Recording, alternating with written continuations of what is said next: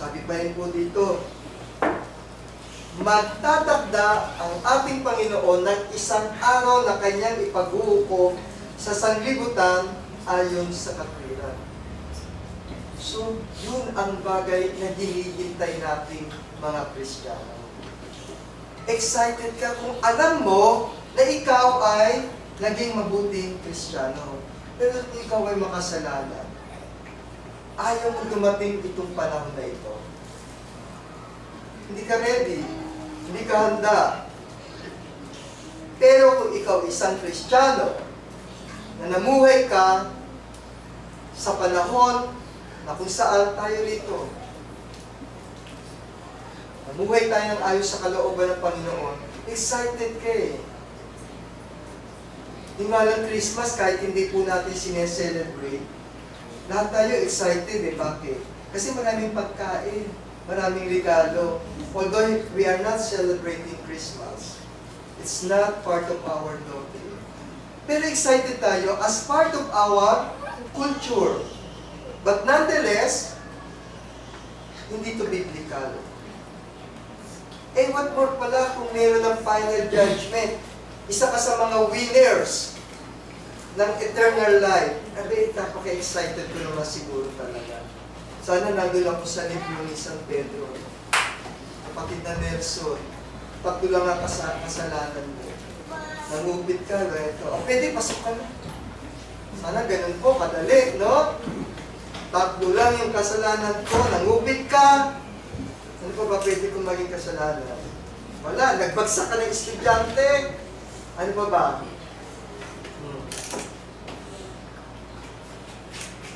Darating yung araw ng pagbubuo.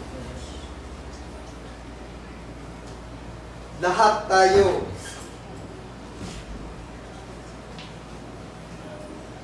At titipunin sa harap niya ang lahat ng mga bansa at sila'y pagbubukod-bukudin na gaya ng pagbubukod-bukod ng pastor sa mga tupa at sa mga kambing.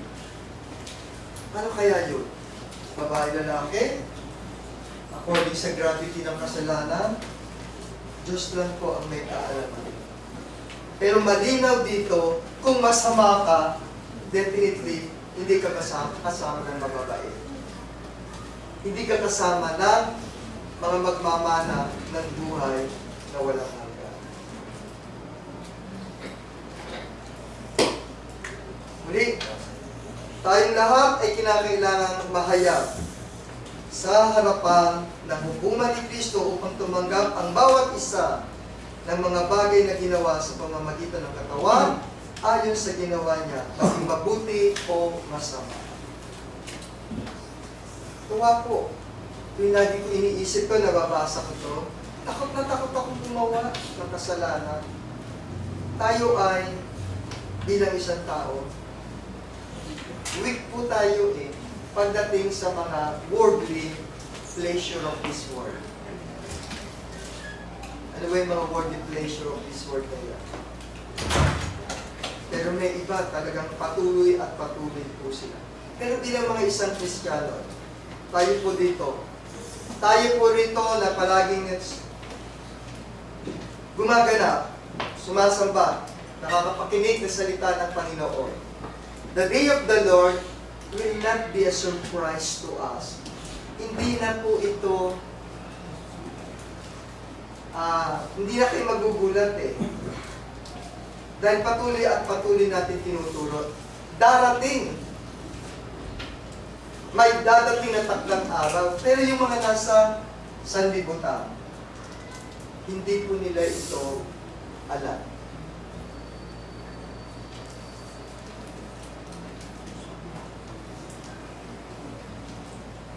Sino po ba yung mga yung tinatawag po natin na judgment? Okay? Suportahan po natin ng ilang pang mga chapter of verses na kung saan ay binibigyan din ko na mayroong judgment in the last final of our life. Mateo 16:27. Sapagkat darating ang anak ng tao na kasama ang kanyang mga anghel taglay ang kaluwalhatian ng kanyang Ama, at gagantimpalaan ang bawat isa ayon sa kanyang mga gawa. Tuloy po natin sa Pahayag 20:12. At nakita ko ang mga patay, ang malalaki at maliliit na nakatayo sa harap ng trono, at binuksan ang mga aklat. Isa pang aklat ang binuksan, ang aklat ng buhay. Ang mga patay ay hinatulan ayon sa kanilang mga gawa, batay sa nakasulat sa mga aklat. 2 Korinto, patuloy pa rin po nagpapahayag na kung saan ay may judgment, sapagkat tayong lahat ay haharap sa hukuman ni Kristo upang tumanggap ng gantimpala ayon sa mga bagay na ginawa natin sa katawan, maging mabuti o masama. Sige, magpakabuti tayo dito. Wala namang okay? Sa takdang, bago dumating ang paghukom, ang lahat ng mabuti, lalong magpapakabuti. Hindi ko lang po alam matandaan yung chapter and verse na yun. Ang lahat ng masama ay lalong mga nagpapakasama. Hanapin ko po uli yun. At napakagandang verse na yun. Yun yung nakakatakot eh. 22:11. Revelation. 22:11. Ha? 22:11. 22:11. Samahan niyo po ako sa pagbasa. Ano yung nakasulat doon, Brother Jason?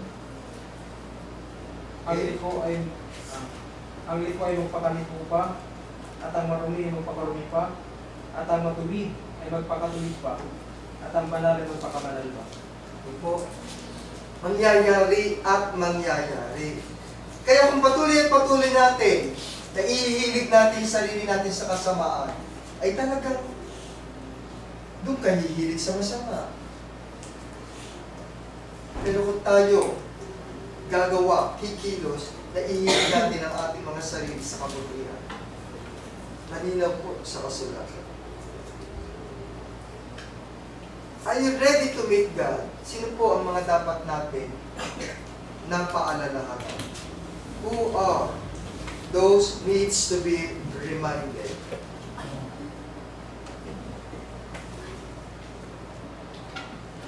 Mga unbelievers. Uy, ligtas kami, believers kami. Unbelievers and believers as well. Kahit po tayo na alam natin that we are going to meet our God, dapat paulit-ulit po tayo nagpapaalalahanan. Pero higit ang mga kapatid na hindi naniniwala. Luke 12:47-48 po. Sa 47 na kasulat, at yaong alipin nakaalam ng kalooban ng kanyang Panginoon at hindi naghanda at hindi gumawa ng alinsunod sa kanyang kalooban ay papaluin ng marami. Okay? Sabi po doon sa 48.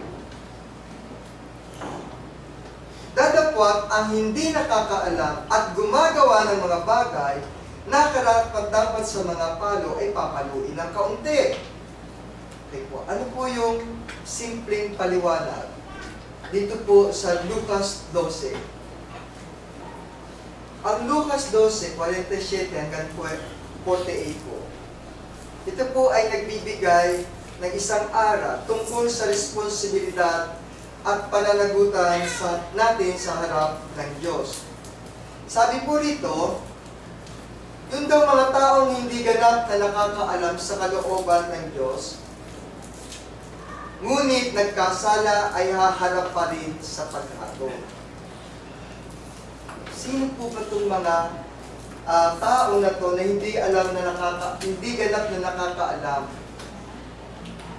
Meron po kasi ako noon, nung panahon, yung mga early na may nagtanong po, paano brother, yung mga tao na nakatira sa liblib na lugar, sa malayong lugar, yung mga hindi nakapakinig ng salita ng Panginoon, na hindi nakaabot doon, paano po sila?